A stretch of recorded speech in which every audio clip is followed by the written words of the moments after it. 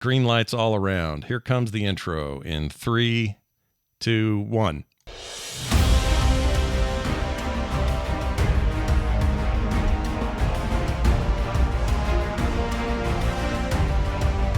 Fantastic Pixel Castle and Frog Pants Studios presents Word on the Street with Greg Street and Scott Johnson.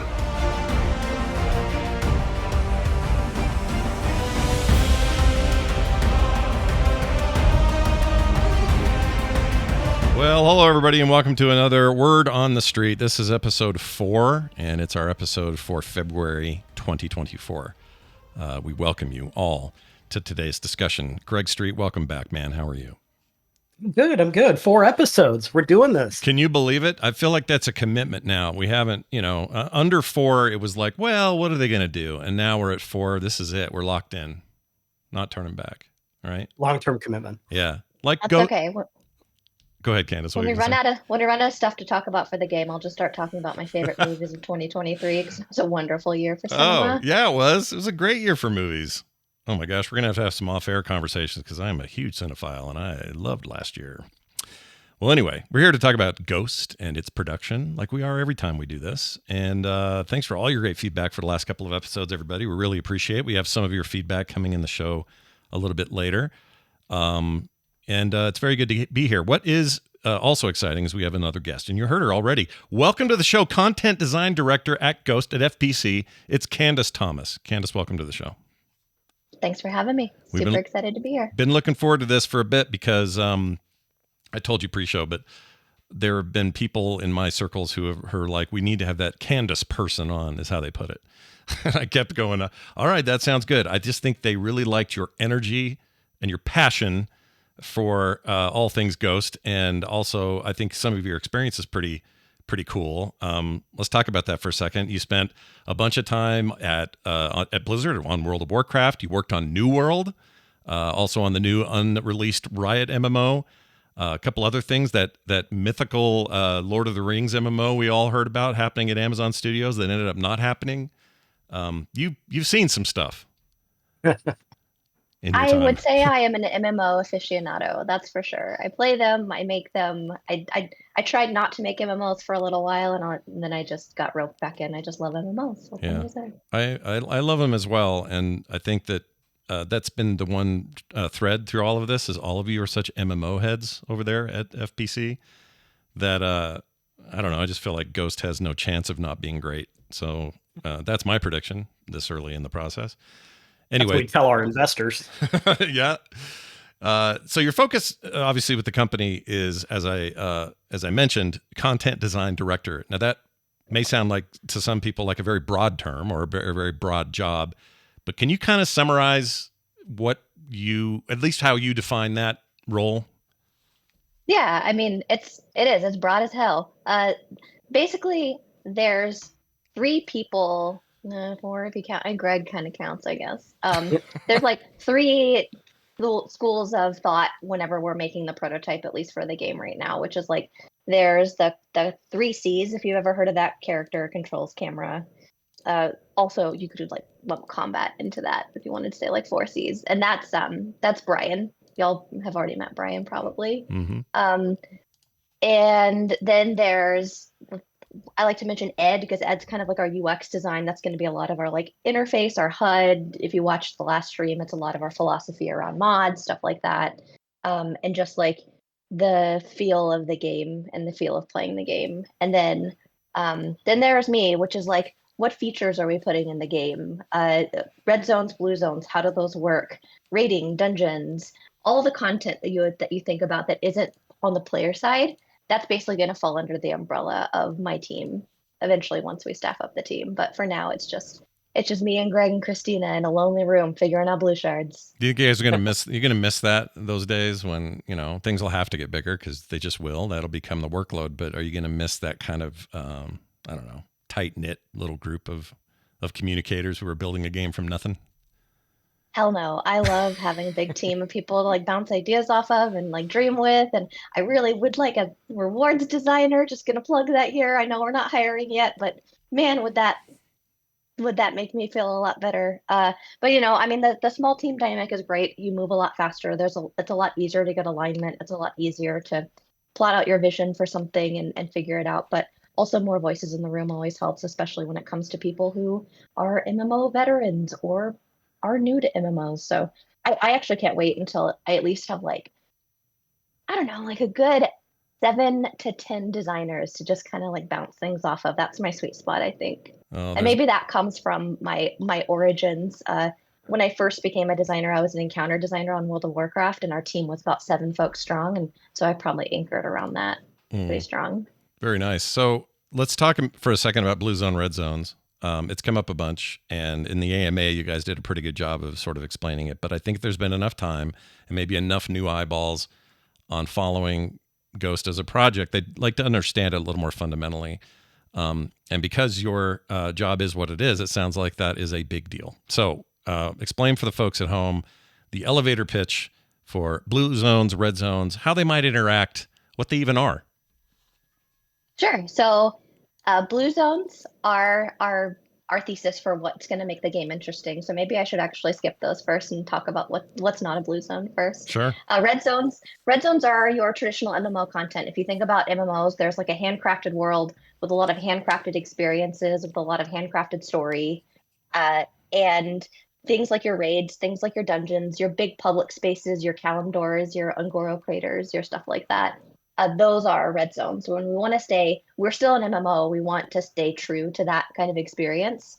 We want you to feel like you're playing an MMO, like a big contiguous world with a lot of people that has the things, the dynamics that make a big open world interesting. Things like open world PvP, things like open world questing, things like open world shared activities. We're pulling a lot of inspiration from like the stuff that feels good in the open world. Like some things I think feel less good in the open world, like linear storytelling questing is like fine, but sometimes I think that's better served in an instance and thing like an adventure in Sea of Thieves or like a scenario in World of Warcraft where like you're going through with your friends and you're making a big impact on the world. Whereas like in the open world, in like public, what would be considered like a public red space, red shard, red zone, uh, that would be that would be uh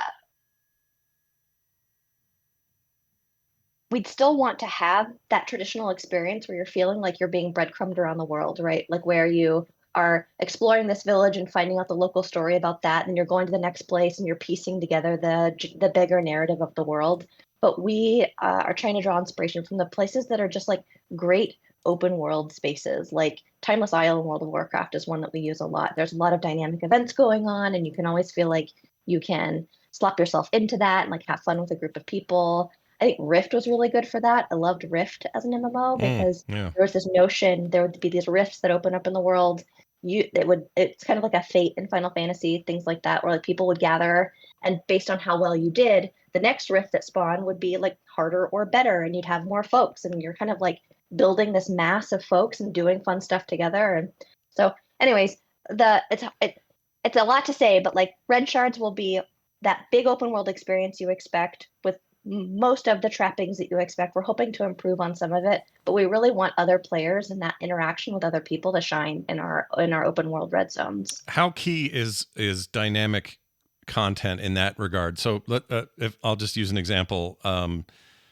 You mentioned the Isles. That was I really enjoyed that when they did it. But one of the problems we ran into at the tail end of that expansion, I guess it was Pandaria, was the feeling that I'd been to all the places. None of it was really changing. So I knew right where a certain regular repeatable boss would spawn.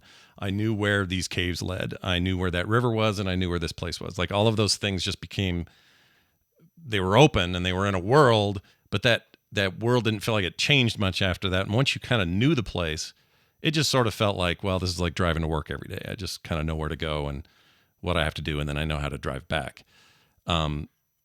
Are there any ideas in your head this early on to hopefully make that world, I guess it depends on size too, but make that world feel like it's not new every time, but it's dynamic in a sense that when you get in there, you're not exactly sure what to expect? There's two things that come to mind when you talk about that. One is kind of like our shard structure and like the structure of our narrative, in that we have these in our narrative there are like worlds that can blip in and out of existence. You can either like unite them with the city. There's like shards that are floating around that I don't want to get like too much into the lore because we haven't kind of like reconciled a lot of that yet. But the notion that the red zones are ever changing, that sometimes there will be zones that aren't there anymore, and sometimes there will be new zones that come in.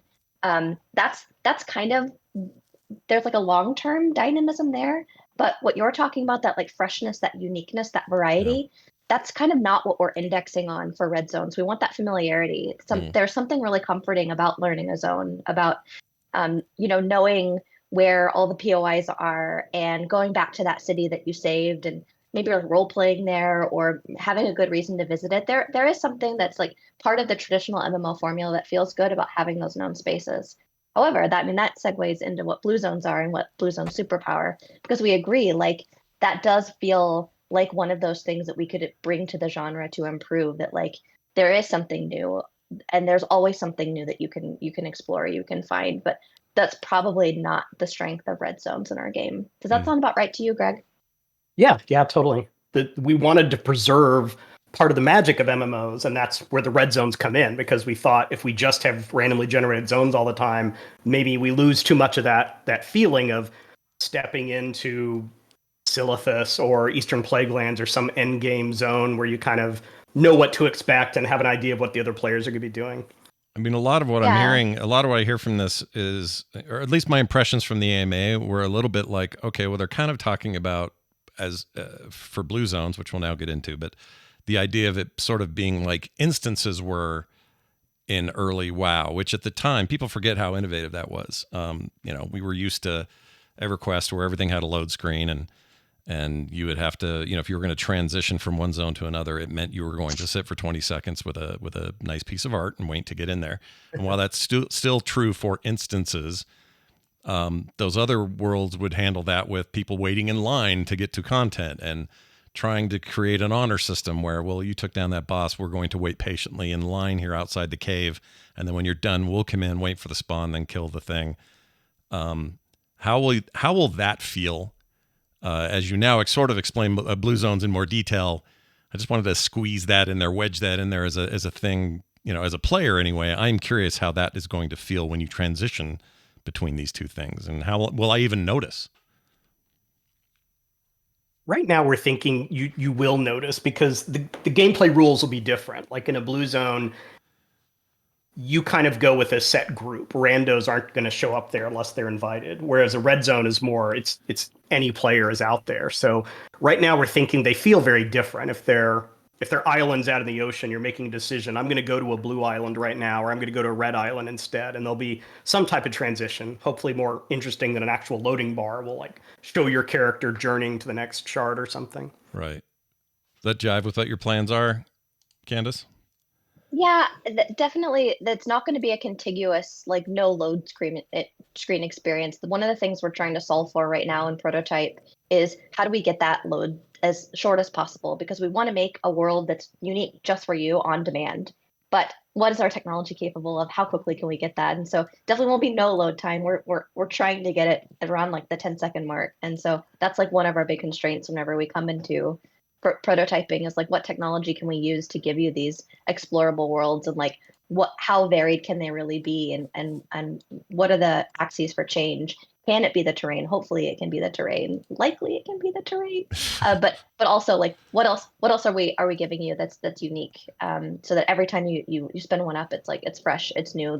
You get that sense of exploration, and hopefully we give you a lot of interesting tools that make that exploration with your friends interesting. So what will be the difference, just fundamentally, the difference between, say, transitioning from the open world, quote unquote, red zone, and to these group specific places? Let's call them wonderful, magical places. Blue zones, we can call them that on paper, but really that's what we want the player to feel like they're going into a cool new place. Is there really a difference between that and, say, loading into a dungeon and doing some sort of raid? Is this more than just labeling this blue zones, when really it's just, hey, we're doing a 10-man raid this afternoon? Like, what's the difference? Interesting. Maybe I should harken back to like some of the stuff that we're trying to do that's the difference between red zones and blue zones, because we do want it to feel like a very different experience within the same confines, well, within the confines of like the same game. So an example could be, this is a small one, but like the kind of questing that you would do in a red zone is that traditional, like maybe you're getting breadcrumbed from place to place, very kind of like linear storytelling. Joe lost her necklace. She tells you she lost it at the river. So you go to the river and then you get to the river and there's a monster. And then I'm doing a really bad job of selling that I should be making this game. But then, oh yeah, then you find the necklace and then you take it back, but Joe's not there. Where did Joe go? Oh no, she got trapped in the mine or something. And that kind of like linear experience, right? Mm. And you'll be revisiting the same places. You'll be being breadcrumbed around from place to place. I feel like we're going to try to do less of that in a procedurally generated. I say procedurally generated, even though that's kind of like it's kind of a bad word. I'm not sure if it's actually going to be like procedural, whether it's going to be combinatoric, but I'll just call it like, I'll call it procedural, even though we kind of prefer the term like highly variable, just because we're not sure what that's going to look like. But imagine the difference between, I haven't said it yet, but the difference between the red zones and the blue zones is like red zones are handcrafted. It's the same every time. That can be a public space like Kalendor. It can be a private space like the Dead Mines, right? It's like every time you go into the Dead Mines, it might be slightly different. Like the monsters might have a different patrol, or maybe a there rare might be boss spawned one time, but it's still right, not super variable. Right. or the trash is like configured like a little bit differently, so you want to like change your strategy a little bit, but it's always the same.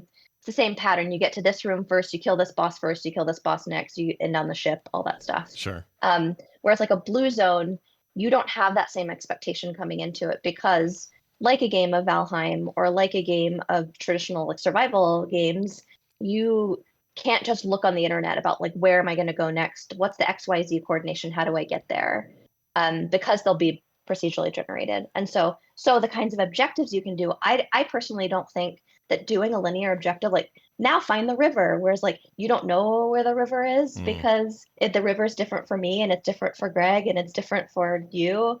I don't think that really adds much to that like linear experience. But what you could expect is objectives to be more location based or like world based, like Fates in Final Fantasy, where like there's something going on in this region, you walk into it, you complete that, you walk away, it's done. Or you walk in, you don't complete it, you walk away. Later, they're still in conflict, or maybe they're not in conflict anymore because now that event is over. But does that make any sense? There's like quests that are stored on you in your journal that's like you can always come back to it. Like Joe's always going to be missing her necklace for as long as you are playing World of Warcraft, as long as you have not finished that quest in your journal, then Joe is missing her necklace, right? Whereas like in blue zones, you won't have that same expectation that everything is going to be permanent, or that you're always going to be able to, that you'll be led from one objective to the next objective. It's probably going to be something more in the location, if that makes sense. It does. The challenge, I would assume, just from a philosophical standpoint, players,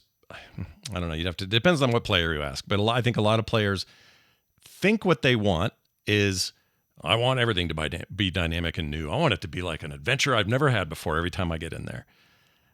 And at the end of the day, the truth is they probably also want some familiarity. They want some repetition. They want something that anchors them to, well, we know what we need to do. In a traditional MMO, it's we got to go in there and we got to do this trash. And the only difference between this trash run and the last trash run might be we read a strategy today or saw a YouTube video that said you can avoid 3/4 of the trash if you go around this corner. Okay, so we're trying that tonight. So that was different, but still, it's sort of reliable. And you know that the boss that you're going to fight at the end is the same boss, and your ability to take him down at whatever difficulty depends on the team's skill and cohesion and all that stuff.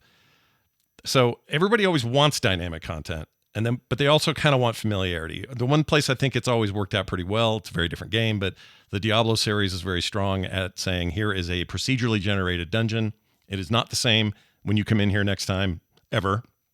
It's going to be laid out differently. It's mostly geographic, but still, it's different enough that you don't memorize corridors and that sort of thing. And the monsters are random too. Yeah, exactly. That's another good point. Those are often random, and sometimes events within there are random. What you just described, Candace, sounds a bit more like that, which I'm all for, by the way, because I like that kind of experience. But at the end of the day, how do you make it so that it doesn't just boil down to, well, it was a little different getting here, but at the end of the day, I need this amulet because this is going to complete my set. So I'm fighting this boss and I'm getting out of here. Like, how do you? It's kind of philosophical, and obviously you're early in the game, so maybe this is appropriate to ask now. But how do you reconcile those kinds of things? It's interesting because I think I agree with you that familiarity is really important, especially when you're leveling your third alt and you just want to know where you have to go. You want to feel comfortable. I can do this pattern of dungeons and get from this level to this level, and like that's known to me, and that's the experience I want to have. I think red zones are really powerful for that. Um, Blue zones, though, we're going to try to lean into the objectives that make exploration more fun. So, like, if you want to do exploration, then that's why the philosophy for those quests is like they're quests in the moment, they're quests in that area, they're quests that might come and go. The world might be dynamically changing even as you're there, and you might feel like, oh, I want to do this thing first and this thing second, because if I do this thing second, maybe the druids will win versus the goblins. Like we're thinking about all of that, but also the gameplay loop can be quite different. And I don't know.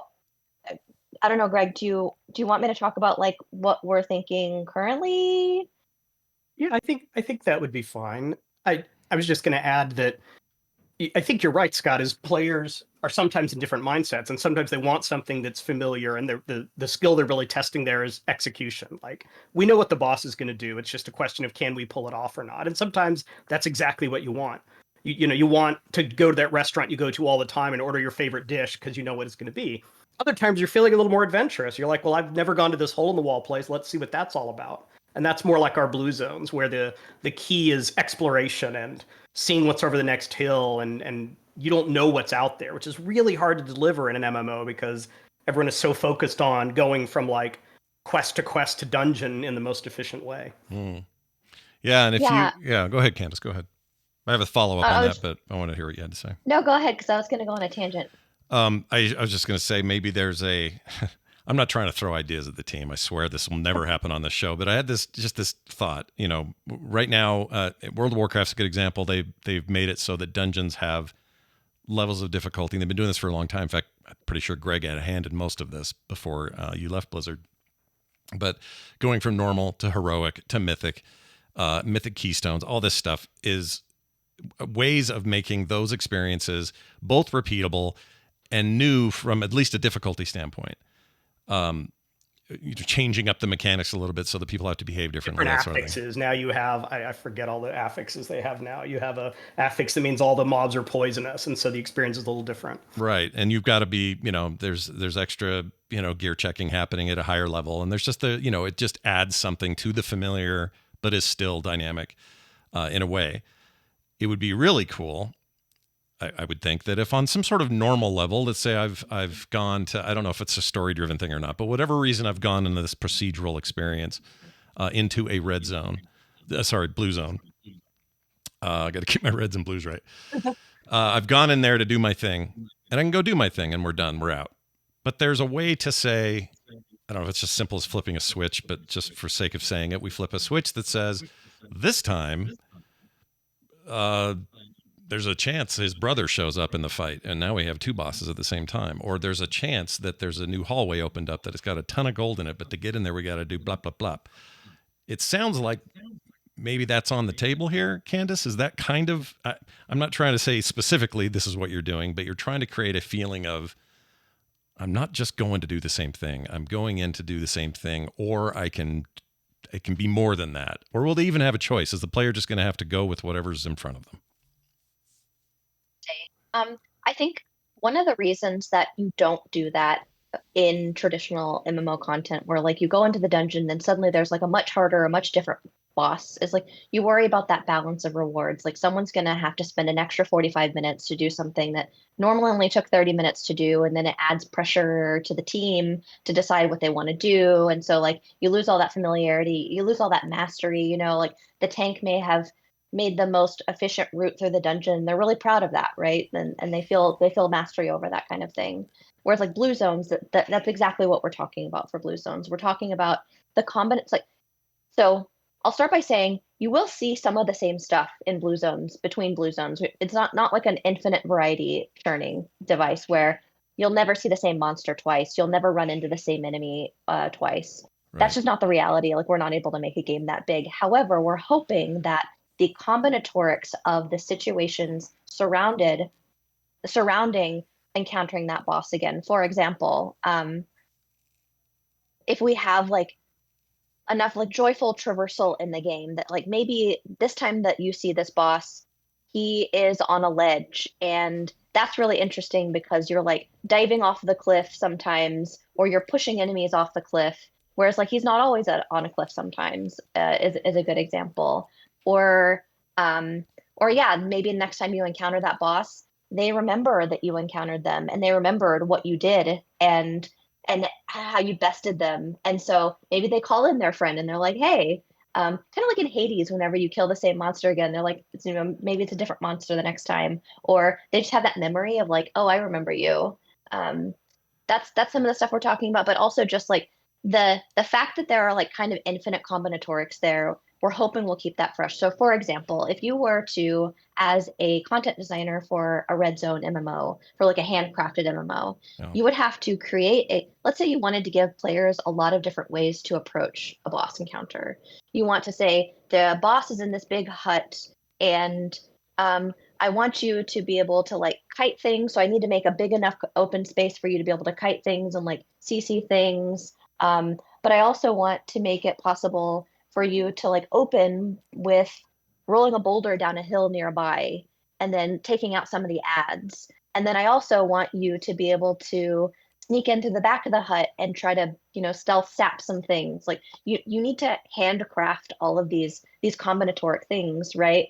I don't want to say combinatoric, but all of these different approaches, Sure, right? sure. And so You as have a to, like, content designer, anticipate anything the players might want to do and build it ahead of time. Right. and build it ahead of time. And you don't really have enough at bats with that content. You're only making 6 or 7 boss fights to make that a varied experience where there's wrong answers. Like you either have to make the hut where like everyone can access the back so that you can sap the monsters and you can CC them, or you have to put a convenient trap next to every boss fight to make sure that there's always like enough chances for you to use those kind of things. But like in a procedurally generated world, what's interesting is sometimes you'll have those things available to you because they will be generated next to like the circumstance of where the boss is, where these interesting traps are, where these openings and entrances and exits are. That like you're going to see a lot of that variety, and hopefully that makes those toolkits feel even more special. Like, oh, I can't always just roll the boulder, so that's not always the right answer. But I noticed that as a player, I'm going to try to roll the boulder this time. And so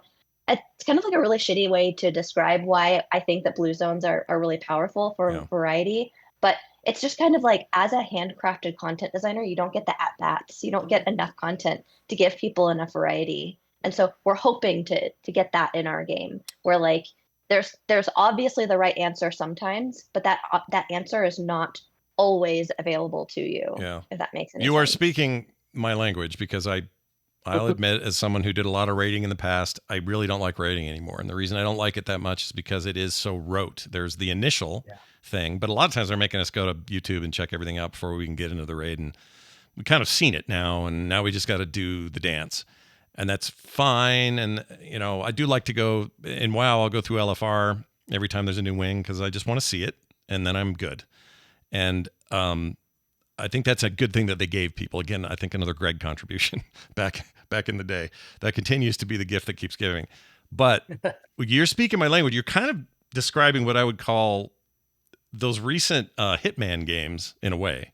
Now, they're a little more sandboxy, right? It's like, well, I could throw this onion at his head, or I could shoot him, or I could run this way, or I could fall off. There's a billion choices that you can make in any given situation. But you do have the construct that I'm in this building, and I have these tools available in different places, and I can approach from the back or the front. That sounds kind of like what you're describing, and that would bring me back into rating hardcore. Not just rating, but just group content where we need to rely on each other a lot more than what is currently on offer. And I think it's because of what you're describing, this multiple entry point, multiple possibilities. And usually when you provide enough of those multiple possibilities, the player will also find additional ones on top of it, or combinations of those possibilities that make for some pretty crazy moments that change things up and maybe cause you guys to have to patch it. I don't know. But that's really interesting to me. I don't want to lose track of a term you just used, though. You said joyful traversal. And I love that term because My favorite games, especially big, sprawling RPGs, single player, multiplayer, doesn't matter. The ones that I love the most are the ones that are giving me the best experience while I'm working my way through that world and not feeling bogged down or slowed down or stopped or whatever. Think of it as the freedom I feel with Mario and me getting stuck, coming to an abrupt stop with Sonic. It's kind of like that. Like, I don't want to have stops. I want to have a feeling this world is fun to be in. And also, I'll get more to the Hitman thing in a minute because I think there's some D&D inspiration here. But let's talk just for a second about a joyful traversal. How important is that? And give me some examples of what you're doing to make that part of the game joyful, just getting around in it. Yeah, I mean, it's really important. It's in fact, I have like a whole matrix in Mural right now about the different biomes that we could be building in the game. So don't just think about like frost biomes and desert biomes and grasslands biomes. Think about like crazy anti-gravity mushroom biomes. Like we're trying to brainstorm things that feel fantastical, that feel like these worlds are very different. But what we're also considering whenever we make a new biome is like, what are the traversal methods that shine during this biome? So, for example, if there's a biome that has a lot of trees and we have like a grappling hook, or you're swinging around like Spider-Man or something like that, like that's going to feel amazing in that biome. It's not going to feel great in a grassland where you don't have things to grapple to. And so we're trying to think about like, what are the traversal methods that would make each biome, or each like biome might be a bad word for it, but like each terrain type feel much better, and really indexing in those things. So, and some of that interesting decision making doesn't just come in the moment to moment. It comes in the investment in the world. And so if you think about blue zones as something you're just investing time in, and we said this before, but I haven't said it yet in this podcast. So I'll say like the idea behind a blue zone is that you can complete them, right? That it's not something, you don't have one blue zone that you have open for the entire expansion and that's the only blue zone that you play. You might have one blue zone that you like to put your home in or your guild house in or something, and say like, this is the world that's all mine and I want to put my house here. But the idea behind blue zones is that you're going to want to be doing a lot of them and completing them. And so the idea is that there's an interesting tension then in how much you invest in each blue zone, how much infrastructure you invest in. Can you build roads between two things to make it faster to bring your ore back to your outpost? Or do you even want to do those things? And the hope is that there's enough variety in the game that sometimes it's the right answer to build a road between the two things. And in which case there's traversal. There could be traversal, like, I guess traversal is a bad word for it, but if you think of like the cart in Valheim, where like the cart is pretty unwieldy, it's hard to manage. Yeah. It's a very efficient way to bring your resources around, but it's also very fragile and it has its own trade-offs. And like, what if you could build a road between the two things and make that really easy? And like, yeah, it took me maybe 15 minutes to build a road between my base and this thing, but now I can more easily transport my things around. And so we're hoping that this world will give you a lot of opportunities to decide how much you want to invest in this space before you churn through it. And what I love about the potential there is that that can also mean in terms of difficulty in the things that you do and you don't want to do. And so if there's a boss that you decide, I don't want to do this thing, maybe you shouldn't have to do that boss. Maybe you can just pitch that blue zone into the sun and say, you know what, we're done with this one. We're going to cash this one in. We're all done. And I don't want to do that. I think choice is really important in that I say this a lot, but like in a game where you're expected to do all of the content and you don't have any real choice. And I don't want to say like you don't, most games will have optional objectives, right? They'll have like, I'll give an example of in WoW, there's the pet battle system, and it's completely optional. You can go through your whole career playing WoW without doing a single pet battle. Or like archaeology, some of the trade skills are completely optional. But often in an MMO, there's like when there's a new expansion or whenever there's a new set of content, it's expected that you're going to go through all of it, and they're going to synergize with each other. Like you want to do the quest so that you can do the dungeons, and then you want to do the dungeons so that you can do the raids, and then you want to do this system of crafting legendaries so that you can do better raids. But then in order to do that, you have to do this other feature, and they're all kind of like entangled together so that you're expected to go through all of the content, right? Right. Does that make sense? Yeah, totally. The prerequisite thing that a lot of games do. WoW scaled back that stuff, but I remember the attunement days and all that. Oh my gosh, dude, it's a lot. Yeah, prerequisites, but also just kind of like that synergy between all of the content to make sure that you're doing all of it. And Sure. what that does, though, for a game, in my experience, is it makes the game feel too big in the sense that when you're an approaching player and you're saying, I want to play this new expansion, it's like, well, you have to know how to do your dailies here, and then you have to know how to get your weekly resource there, and then you have to do this dungeon every week because you're just leaving, or this raid every week, or else you're leaving loot on the table. And then Finish your rep grind, or you won't have the right shoulder enchants. You need to do that as well. Yeah. Yeah. right. And so the game feels really big, right? But then also, once you know what that core loop is, the game kind of feels small. There's nothing else, there's nothing that you don't want to do. There's nothing like there's this optional side adventure that I don't need to do, or like a bunch of bosses in the world that could potentially give me loot, but I don't need to do it. I don't know. And so I think that Blue Zones actually give us the opportunity to give you a lot of content to say no to, which might make the world feel a lot bigger. Rick in the chat had a really interesting point. He says, in old school RuneScape, there is a raid that has randomized layouts, and the meta is to restart the raid over and over until you have the optimal layout, which feels like a risk of this semi-randomness idea. How would you respond to that? I mean, obviously, there's risk to every big design choice you make in the game, but that in particular, are you worried about that at all? Yeah, I mean it's certainly a worry, especially whenever it comes to itemization and how lucrative the blue zones are and the kinds of things that you can get in blue zones. Um, but I hear what you're saying there. I remember there's also sometimes when raids have that kind of variance. I remember there was a raid once in World of Warcraft where like the boss would either start on the left or the right zone Hmm. part of the zone. And so you'd walk in and you would wipe until the boss was on the left side because it was slightly more optimal for the boss to be on the left side. It's something that's on our radar. I don't know if you had any thoughts about it, Greg, but I'm hoping that if the if you don't like the layout of your blue zone, if you're not having a good time in your blue zone, you feel okay just saying, you know what, I'm going to start the next one over, and it's not a huge time loss or like investment that I was making that I don't feel good Yeah, about. I agree with that. On the one hand, we don't anticipate players kind of flushing through multiple blue zones until they find a good one, because that requires exploration. You don't know what's over the next hillside. You can't just look and say like, "Oh, there's no gold in this one. Okay, I'm gonna restart." Like there'll always be gold. It's just a matter of where you can find it.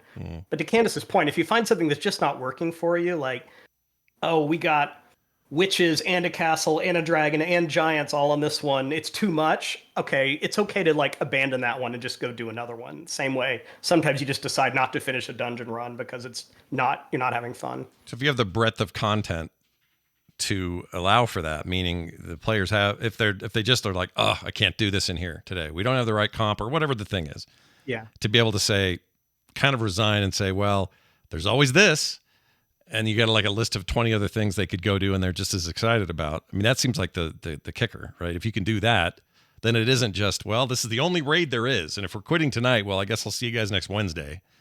You know, like Right. that's very defeating. But the way it's being described here today, it sounds like that, you know, if there's enough variance in the things they can do, when they can do them, and how they want to do them, this shouldn't be a problem if they run into a wall. Yeah, my main fear is just that like we make things that are cool enough that people try to fish for them, and that feels really bad where it's like, oh, there's like a follower that I can get or something, or there's like a pet that I can get, but it only appears during this like in this biome during this quest or something. And so some people know, oh, I have to find this particular quest in a blue zone. I'm really sensitive to that. We're trying to design around that. The hope is that you never feel like you're fishing for the right blue zone. So some players, I just got a text from a friend of mine who's listening to this live. He's a very adamant solo player of MMOs. He says that had MMOs not moved, mostly with WoW, but moved to a format where you could do a lot of the game on your own, he would not be playing MMOs. Does this kind of blue zone content and these concepts strictly group play, or are the solo players among us going to enjoy this stuff? And either of you And can it's answer a really this. good answer there about like job differentiation, like the explorer versus the decorator. Do you want to talk about that a bit? Yeah, I think that there's okay, so if you think about what the core loop of a blue zone could be, imagine that in the same way that you would decide to run a dungeon in another MMO. Like I've done my raids for the week. I've explored everything in the public red spaces that I want to do. Now what are we going to do for the rest of the week? Is there something that we can do that feels worthwhile? Hopefully that's kind of like where blue shards come in, and there's enough variety that always feels like it's cool. So knowing that, like going into what the intention of a blue zone is might help with that answer. Um, because you shouldn't need to have a synchronous raid party to open a blue shard and want to do things. You should feel like you're empowered to do a lot of things, including complete the entire blue zone by yourself if you want to. So imagine that there's an objective. So if you imagine the core loop of a blue zone, one of the like narrative focused blue shards could be it's a world and you have to decide the fate of the world, whether you want to unite the shard with the city and help it out. Otherwise, it might like fade into non-existence. You might want to decide like, no, this shard actually isn't worth saving. We should destroy it. Or you might decide, I don't want to do the shard at all. I want to leave. Another option could be like, I love the shard so much, I want to make it my home shard. But the notion of going into this is like, this thing is completable. There are a set of objectives that I can do. Hopefully, I don't feel like I have to do all of the objectives. There's like one key objective, which could be like uniting it with the city or destroying it or something like that. And that would take some amount of hours for you to do yourself.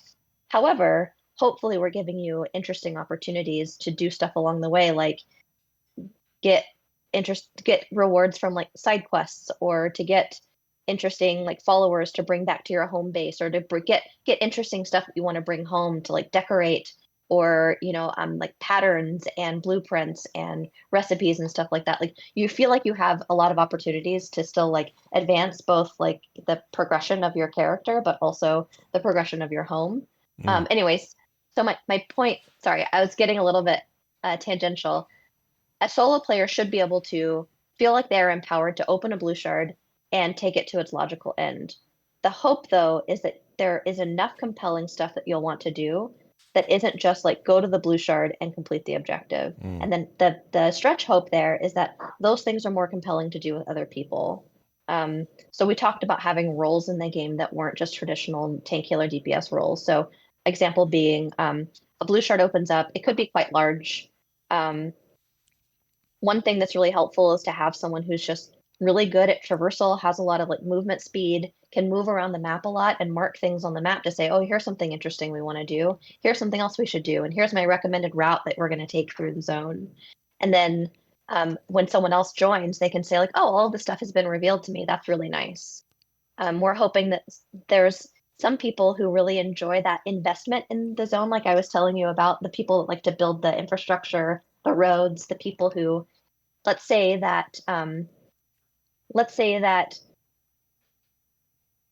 one of the constraints we're thinking about putting on blue zones is like kind of like an extraction shooter, like limiting the amount of stuff you can take out of that blue shard to your home blue shard or to your inventory in the main city, stuff like that. And so there's an interesting tension there between like, do I just want to, let's say there's carrot seeds or something. Do I just want to take 25 carrot seeds knowing maybe I can't take more than 25 items off of this planet? It won't be 25, but for sake of argument. Or do I want to like build a plot of land and make high quality carrots and then convert that into carrot soup and then enchant that carrot soup so I can take like one really good item out of this thing instead of 25 ingredients out of this thing. And so the hope there is there's like an interesting tension there. And so getting back to answering your question, hopefully that's just like a lot of investment that you'll want to put in the world and you can do it all by yourself, but it's really nice to have that person who's like, I'm going to go get a bunch of stuff and I'm going to organize our bags, or I'm going to be the person who does a lot of the combining. Like you can go get a lot of the ingredients, and as long as you bring it back to the house, I'll log in once a day and I'll combine it for us, as long as we have like a laundry list of the things that we're trying to achieve. And then like it's kind of like a consensus between players, like, are we ready to finish this blue shard? Do we want to start our next blue shard? But ultimately the owner of the blue shard or the owner of like whoever like launched the instance would have the ultimate control over where it goes and what happens. And so it's a long way to say like, yes, you can complete it by yourself, but hopefully we've made enough compelling systems that you want to have friends around. I'd say there's two ways to play solo. One is you just want a solo game experience. You just want to play like Skyrim or Baldur's Gate, and you don't want other players at all. You could play Ghost that way. Like, we're not going to kick you out. It's just probably not going to be as, as fun or certainly as efficient as having a group. Another way to play solo is you have friends, but you just can't commit to like a regular raid schedule, or you have to play at funny times. That's fine. You can play with the group like asynchronously. You can make progress when they're not online and you're still all like chatting about it the next day, but you don't have to worry about, okay, everyone log on at 8 p.m. because that's when we're going to start playing. So hopefully that kind of player we can cater really well to. Oh, that's interesting. Also, what I'm hearing is confirmed advanced carrot farming and maybe a rabbit-based race. Is that what I'm getting out of all this? We're gonna farm some carrots, and that's the game. No, I like the idea that I can do a lot of things alone as a player, but I also like the idea that this is. I mean, Greg, you just described my schedule. This is how I have to play these kinds of games now. It's we'll get together when we can, but if we can't, is someone working on this, so we'll have those that night? Is someone else doing this other thing? It sounds like that's the kind of arrangement you're talking about, and I think that probably works pretty well, especially for players who've been doing this for a while, and now they're in the point of their lives where they can't just play 10 hours straight every day, and you know what I mean? Like, right, but you could log on and say, hey, I found us a bunch of wood and I reorganized our boxes, or I went and found where the next quest is going to start. So when you guys are online, you can do that. Even though we couldn't like do it together at the same time, we're still contributing. So my friend... No, go ahead. I was gonna say, it could also look like, I'm a great alchemist and I have a character that has all these rare recipes, and I'm going to bless your shard by coming in and taking your ingredients and combining them into these potions that you wouldn't otherwise have. I think that those dynamics are things that have kind of fallen out of the wayside in MMOs for the sake of quality of life. Whenever someone feels like, oh, I need to make 16 different potions because there's 16 potion slots. There was a time where I'm picking on World of Warcraft, but understand that I love it deeply. I worked on it for 14 years, hardcore player. One of the things that happened though was it felt very arduous to get ready for a raid. There were like 5 different potions you could have. Flasks would fade whenever you would die. There was just so much preparation that you could do that people felt like it was mandatory to do. And so the systems would get kind of pared down. So potions turned into a battle elixir and a guardian elixir, and you could only have one of each. But what that kind of did was like remove the job of the person who just like to make up a bunch of different potions. And it also removed how special it feels to get the potion that's not like the best potion for this class. And that's just sort of the kind of thing we want to harken back to. We want to have communities where there's a breadth of things that people can bring to the game without kind of like quality of lifing out the need to have other people play with you. Though the thing that I also wanted to underline was like, that doesn't mean that the solo player can do everything in blue shards. Right. There will be bosses that you'll run into that you're like, this is going to take 10 people and I can't do it myself. And that's okay, because you won't need to kill that 10-person boss just to complete the shard. That's just one of those joyful things that you'll find that you hope you can complete. And that's like that tension of like time investment in the blue shard before you ditch it and you start over, or you turn it in and you cash in our model. Does that also translate to just kind of leading from what you said about potions and the person who used to provide those and their job being diminished? If there's anything I miss about World of Warcraft in raiding, it's that it used to be every class brought something cool for everyone, and that usually meant a buff of some sort. And some classes still do, obviously, and priests are very good at certain things and that sort of thing. But, hunters used to have stuff that would benefit everyone during the fight. Don't really have that so much anymore. Even their presence sometimes would just make people run faster, and they kind of got rid of a lot of those things. Greg, do you see class abilities, which I know today's not really about that, but that philosophy seems like it would maybe lead into that as well? We're hoping so. Part of the design is by having a lot of different classes that you will this concept we've been talking about, like of experimentation and deciding which way you're going to approach something, should apply to classes as well, where you say, well, we don't have a hunter with us today, but we have this archer character that can do similar things. So how are we gonna approach the fight differently? Or we have a different buff than we were expecting because we don't have the guy that brings like plus 5% shadow damage, but we have a different buff instead. Right. And again, we're hoping it's the combinatorics of all of those different classes that helps to make it interesting to when you're. fighting bosses a different way, you're exploring a different way just because you have a different mix with you. I got to start using the word combinatorics more often in my life. It's really It's awesome. a useful word because we talked, like Candace said, we used to talk a lot about procedural generation. And I think that led players to think, oh, you're making like No Man's Sky where every world is completely random. Yeah. And really, in some ways, it's more of a roguelike where there's a chance of X and there's a chance of Y. And then when X and Y occur together, that's a totally different experience. So that's why I was saying maybe your blue zone will have witches. Maybe your blue zone will have a castle. Maybe it'll have a witches and a castle. Maybe the witches will live in the castle. And all of that starts to mean that you've seen a castle before, but you haven't seen it in this circumstance. Yeah. And once again, disclaimer, when we bring up witches or carrots, there's nothing confirmed. It's not canon yet. All right. I'm not saying you're going to get to be a witch. We got a message here at our text line, 801-471-0462. This is about the world, and I think it fits really well here. Either of you can answer this. Hey, Greg and Candace, you often refer to the game as a world, but so far art illustrations that you have on the site portray less of a world and more of a series of fragmented asteroids with various environments and biomes scattered all over the place. To me, this indicates that the world of Ghost is more of a selection of playable levels than we might be teleporting to regularly.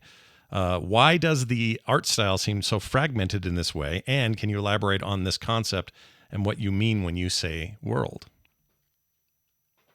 Either one of you. Overall, we're saying world to mean like the IP, the game world you're playing in. It's not a science fiction game, so you're not like traveling to different planets. At most, you're traveling to these different Earthbergs, these different like chunks of rock floating in the sky. But we always talk about the shards floating in the sky, not like in outer space or something like that. Right. Your corgis went away. Candace, do you, as far as it being like the feeling that you're just, when you say a blue shard, you're not really just saying, well, go over to this. I love, by the way, the term Earthberg. That's amazing. But it's more than that, right? It isn't just, look at that over there. We got to go to that Earthberg and solve it. You know, it doesn't necessarily even mean you're going to go from a chunk of floating Earth to another chunk of floating Earth, right? There should still be, and our technology is actually very promising at this point that we could still have very large, like Kalimdor-sized contiguous world spaces. And so there will be that. There will also be, in the same way that I'm just going to keep using WoW because it's what I know the most, but Destiny does it too. I think Destiny does it on the more smaller scale where like the playable zones are still quite large, but they're still connected through going for your spaceship and then going to the main city. But WoW kind of does the same thing where they have the known world, then they have the Outlands, and then they have the Draenor, and they have like all the different other continents that kind of get introduced over time. So to some extent, that's just inevitable. If we're talking about like what is the scale of the contiguous open world, still a big open question for us because what we're focused on right now for prototype is getting blue shards right. And so you'll see a lot of that in our art as well, that like we're like, what could this look like and what could this feel like? What is the blue shard experience? How big are blue shards? And it's like really top of mind. And so that's where a lot of our art comes from too. But eventually we will be creating our large contiguous world that you don't zone to get between the areas of, and still reconciling that with, so how does it feel to have bits of that world change over time? Like, is it that they're, if you think about Eastern kingdoms, like, does that mean that Red Ridge is just gone sometimes, and then that sometimes there will be something new instead of Red Ridge? Like, we still don't know the answer to that question because a lot of it is also like, what is our technology capable of? But I can say with confidence that we do want to have still like one large contiguous open world that at the center of it is the big city or the cities of the game as the game grows. As would be expected, the game will feature lots of progression in various kinds, just base leveling and possibly other systems. We got a question about Ghost and its progression system as it relates to this. And Greg, I think I'll throw this to you because I have a little bit to add on to it. This is an anonymous listener who said, what are the team's thoughts on traditional linear leveling in MMOs, hitting levels to unlock things and set orders, etc.? How do you see progression systems like leveling interfacing with your shard system? And the mention of seasons, is progression a space you wish to innovate in? And I would add to that, how important is it to you to have this thing that WoW does, where when they put out a new expansion, and even with the original game, it was designed so that you start that content at the level that you're at, and hopefully, not always, maybe a little short, maybe a little shy. This happens, here and there, but for the most part, you are going to hit those 10 levels in Dragonflight when you've kind of completed, quote unquote, the expansion story content before it opens up and you're doing world quests and all of that. So I would add to this question: is it important that you guys have that stuff feels like it's locked into how long you played it? In other words, well, I played for 60 levels, and that's exactly how much world there is until I get to this in-game blue shard stuff that I'll be doing until the next big content release. If all of that made any sense. Yeah, it made sense. I mean, to kind of answer them in order, we will have like power progression. We think that is a satisfying part of playing an RPG and an MMO is you get better gear, the numbers go up, you get a new character level, you unlock a new ability. Like, we'll have all of that. It won't be as linear as a game like World of Warcraft, where you kind of go from zone 1 to zone 2, and then maybe you have a choice of zone 3 or 4. The blue shards really come in here because you could just run blue shards to level if you want to. And we think that's also why making alts will be fun. And that's why if you join the game late after the third or fourth expansion, you can still just like do blue shards and level up that way. You don't have to kind of like repeat the story over and over. Oh, I really like that idea a lot. Yeah, and I think to add to that, some places where we could innovate that make blue shards feel really cool is the kind of like narrative storytelling or narrative progression mattering. So, for example, if you complete a certain part of the main story, maybe you can start rolling blue shards that have these new races that are unlocked, or this new. Now that you've completed this part of the story, if you see this character in your blue shards, they're different in some kind of way, and so you feel that progression of the main story, it reflected in the blue shards in some way. Interesting. So we have another one in the chat. Let's see. Where is it here?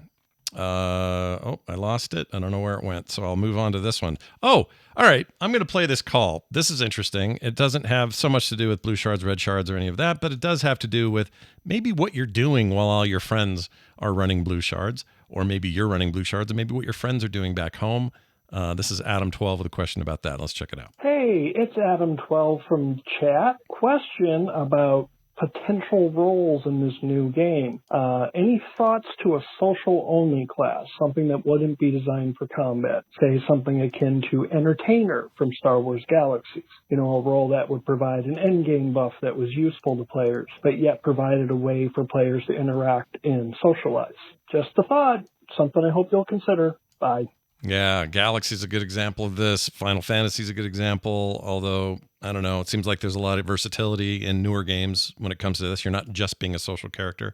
But what options are you hoping to give? I mean, without specifics, obviously, we're a little early on this, but can people just be a social class, Greg, in this game? So 2 ways to answer that. One is we want to have lots of different classes, and that gives us the flexibility to explore kind of niche roles and different ways of expressing yourself. It doesn't just have to be, there are 6 tanks in the game, pick which one you want, and there are 6 healers over here. Right. That's One thing we've talked about that's even kind of crazier than that is the idea of maybe there's a lumberjack class. The lumberjack chops wood down really well, so you want to bust out your lumberjack when you're going to do a lot of wood chopping. It's easy to take that into a bad space and say, well, every time I stumble upon a mine, I have to switch to my miner class, and every time I want to buff someone, I have to switch to my buffer class. That doesn't sound fun. So we wouldn't want the gameplay to be I'm constantly having to switch classes all the time, but more that there are some interesting things we could explore without the expectation, because more than likely, lots of players are going to have many alts and not just like one character, which is the only one they play. Well, Candace, you're a big MMO player. How do you want that to be? And is that even interesting to you as a player to play a class that's mostly, social, or, a dancer somewhere, or somebody who does something that completely uncombat related?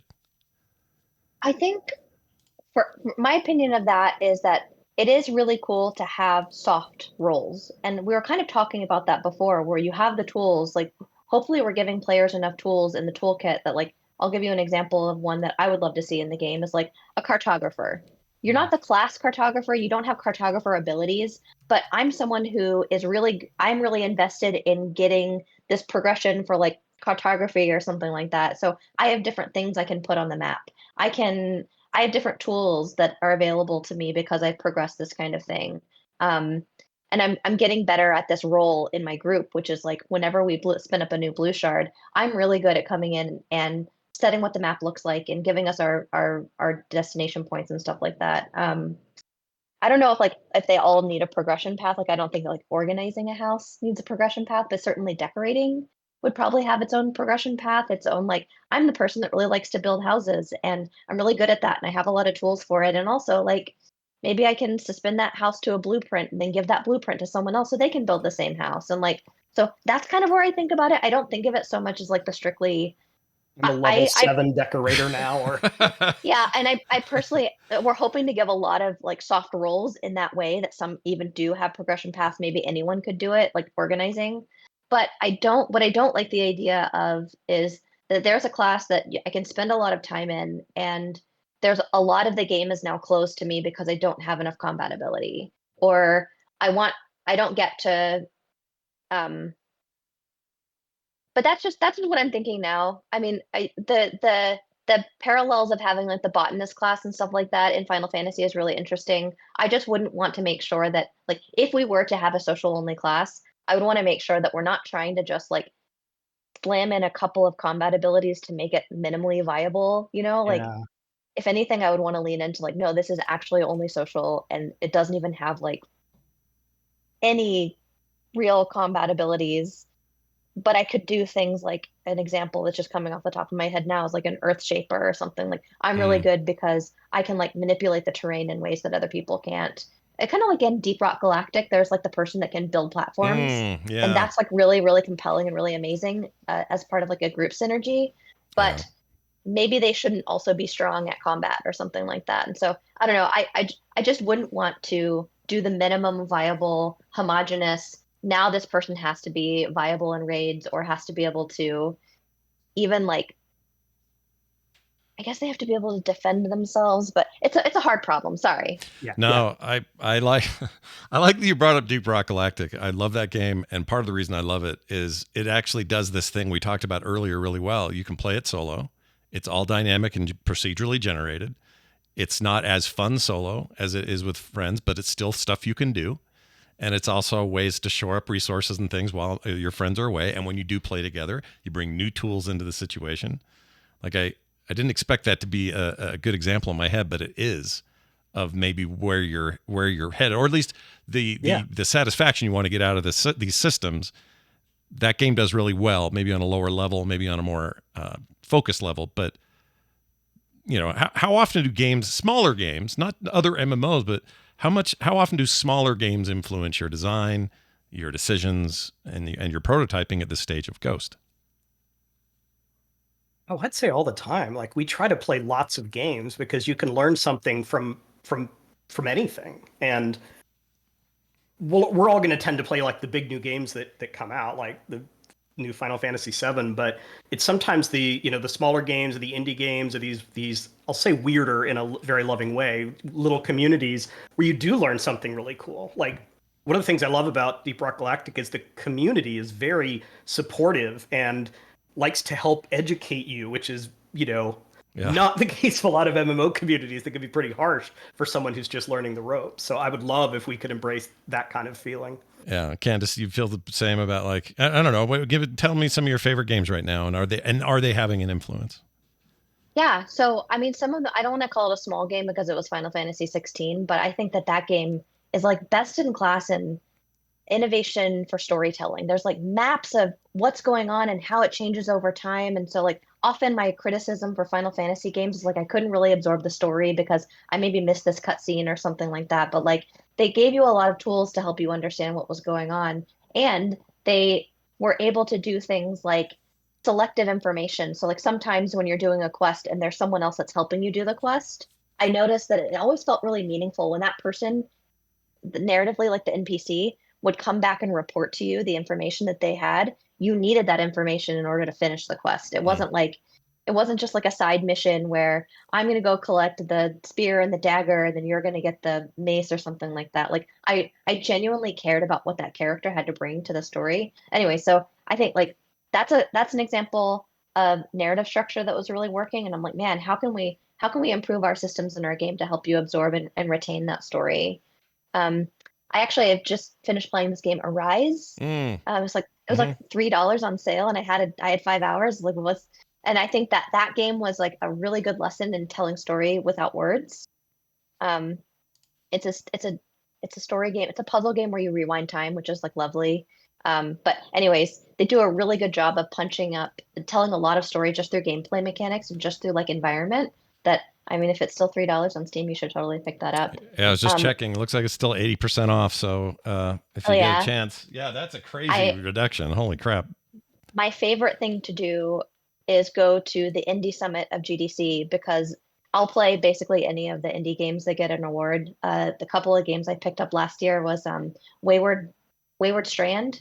That was a really interesting story because it told a story in real time, kind of like immersive theater, kind of like Sleep No More, and you could only spend your time in certain rooms. And the story was really heartfelt and it was really cute. And it taught me a lot about it's okay to miss out on some things, and how to structure a narrative so that if you miss out on that part, it still leaves you wondering, but you don't feel like you can't absorb the whole story. It did like a really good job of that. Or I played Not for Broadcast, which is not anything close to what an MMO is, or even like an RPG or a linear game. But what was really interesting was this game, Not for Broadcast, is like set in the 90s, and you are a person who is supposed to be editing the news in real time. So the news is playing, and you have to like run ads sometimes, but sometimes you have to bleep people because they're saying swear words. And sometimes you get to control the narrative. Sometimes you get to decide if they're going to talk about this politician, which image comes up. Are you going to like give them the scholarly look, or are you going to give them like the embarrassing look? And there was so much agency in the storytelling, but like combining that with the frantic, I have something else that's going on, almost like a rhythm game. It was a masterclass for me in encounter design because it had the same kind of parallels where like I have this thing, it's my DPS rotation. I need to be doing this. This is my rhythm game, right? This is the thing that has to be going on. But how many things can I really juggle in my mind, and how many cues they give the player, like really subtle cues whenever you're going to have to bleep something. And how can I really divide my attention? So anyways, yes, I play a lot of indie games. I play a lot of small games, and they're definitely my favorite part of GDC. If you get a chance to get the vault, definitely watch everything on the Indie Summit. Yeah. The thing I like about that last game you talked about is it reminds me of Papers, Please, but just taken to a kind of a crazy level of insanity. Really was. Yeah. I love that kind of stuff too. Well, that brings us to the close of our 4th episode. And I really hope people got out of it what I did today, which is a way better understanding of how the sharding system will work and its, basic design concepts. We got some real cool stuff coming up for our future episodes as well. But we want to make sure to thank our guest today. Of course, Candace, thank you so much for being here. And yes, thanks for having me. I had a lot of fun. Greg, having you on as always. I mean, how are the chickens? We forgot to check in. The chickens are fine. Everything's good. Chickens are fine. I'm eating a lot of eggs. Well, good, because they're good for you. It turns out we're back on the train of eggs are good for you for now. So eggs enjoy are good them. For you. Who knew? Yeah, for a while there we weren't sure. Anyway, I want people to make sure they get all the right info. FantasticPixelCastle.com for all things Ghost. If you want to follow what's happening over there, please do. Frogpants.com/street for all things of this podcast. And you can check out the video archive as well as the podcast version of the show anywhere you get your shows. And if you'd like to text us or use that same number as a voicemail line, you can do it. 801-471-0462. We'll see you next time.